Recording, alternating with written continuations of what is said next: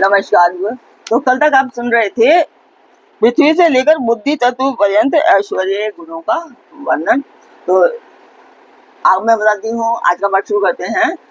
उपमन्यु जी जो श्री कृष्ण को बता रहे हैं कि जिसके आहार विहार उचित एवं परिमित हो, जो कर्मों में यथा योग्य समुचित चेष्टा करता हो तथा जो उचित समय से सोता और जागता हो एवं सर्वथा आयास रहित हो, उसी को योगाभ्यास में तत्पर होना चाहिए। कल तक उन्होंने बताया था कि किन किन को योगाभ्यास नहीं करना चाहिए। आज वो बता रहे हैं कि योगाभ्यास जो करें। आसन मुलायम, सुंदर, विस्तृत, सब ओर से बराबर और पवित्र होना चाहिए। पद्मासन और स्वास्तिक आसन आदि जो यौगिक आसन हैं, उन पर भी अभ्यास करना चाहिए। अपने आचार्य पर्यंत गुरुजनों की परंपरा को क्रमशः प्रणाम करके अपनी गर्दन, मस्तक और छाती को सीधा रखें। होंठ और नेत्र अधिक सटे हुए ना हो, सिर कुछ कुछ ऊंचा हो, दांतों से दांतों का स्पर्श ना हो। दांतों के अग्रभाग में स्थित जीवा को अविचल भाव से रखते हुए एड़ियों से दोनों अंडकोशों को और प्रजनेन्द्रिय की रक्षा पूर्वक दोनों जांघों के ऊपर बिना किसी यत्न के अपनी दोनों भुजाओं को रखें।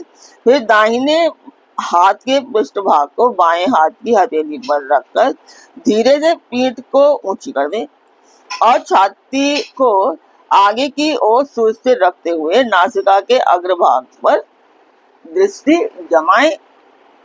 अन्य दिशाओं की ओर दृष्टिपात ना करें, यानी कि अपने योगाभ्यास में ध्यान लगाएं। प्राण का संचार योग रोक कर पाषाण के समान निश्चल हो जाएं। तो आज के पाठ में है कि स्वागत करती हूँ मैं आप सभी का अपने कार्यक्रम शिव पुराण में। शिव पुराण की यह वायव्य से उत्तराखंड पाठ है और इसमें आज जो आप सुन रहे हैं वो है शिव शिवा के ध्यान की महिमा। तो इसमें उपमन्यु जी बता रहे हैं कि आपको जो ध्यान है, योगाभ्यास है, वो किस प्रकार करना चाहिए। तो इसके आगे कहते हैं कि प्राण का संचार रोककर पाषाण के समान निश्चल हो जाए। अपने शरीर के भीतर मानस मंदिर में हृदय कमल के आसन पर पार्वती सहित भगवान शिव का चिंतन करके ध्यान यज्ञ के द्वारा उनका पूजन करें। मूलाधार चक्र में नासिका के अग्रभाग में, नाभि में, कंठ में, तालु के दोनों छिद्रों में, भौं के मध्य भाग में, द्वार देश में, ललाट में या मस्तक में शिव का चिंतन करें। शिवा और शिव के लिए यथोचित रीति से उत्तम आसन की कल्पना करके वहां सावरण या निरावरण शिव का स्मरण करें। द्विदल, चतुर्दल, षटदल, 10 दल, 12 दल अथवा 16 दल कमल के आसन पर विराजमान शिव का विधिवत स्मरण करना चाहिए। दोनों भौं के मध्य भाग में द्विदल कमल है जो विद्युत के समान प्रकाशमान है। भूमध्य में स्थित जो कमल है उसे क्रमशः दक्षिण और उत्तर भाग में जो 2 पत्ते हैं जो विद्युत के समान दीप्तिमान हैं, उनमें 2 अंतिम वर्ण ह और श अंकित हैं। 16 दल कमल के पत्ते 16 स्वरूप रूप हैं, जिनमें अ और आ से लेकर अह तक के अक्षर क्रमशः अंकित हैं।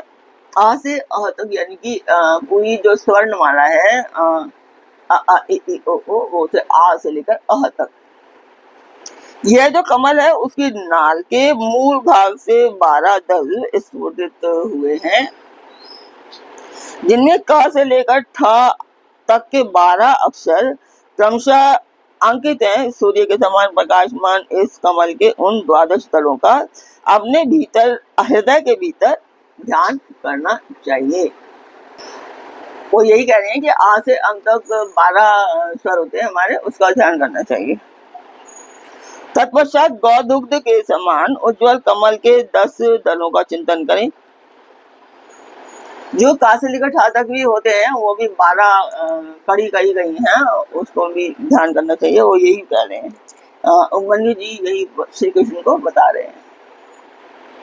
उनमें क्रमशः ड से लेकर फ तक के अक्षर अंकित हैं। इसके बाद वो ड से भा तक बताए हैं।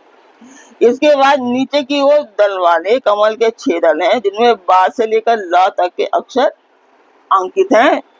इससे कमल की कांति धूम रहित अंगार के समान है। मूलाधार में स्थित जो कमल है उसकी कांति सुवर्ण के समान है। उसमें क्रमशः व से लेकर सा तक के 4 अक्षर 4 दलों के रूप में स्थित हैं। इन कमलों में से जिनमें ही अपना मन रमे, उसी में महादेव और महादेवी का अपनी धीर बुद्धि से चिंतन करें। उनका स्वरूप अंगूठे के बराबर निर्मल और सब ओर से दीप्तिमान है, अथवा वह शुद्ध दीप शिखा के समान आकार वाला है और अपनी शक्ति से पूर्ण मंडित है, अथवा चंद्रलेखा या तारा के समान रूप वाला है, अथवा वह नीवार के सिंक या कमल नाल से निकलने वाले सूत के समान है।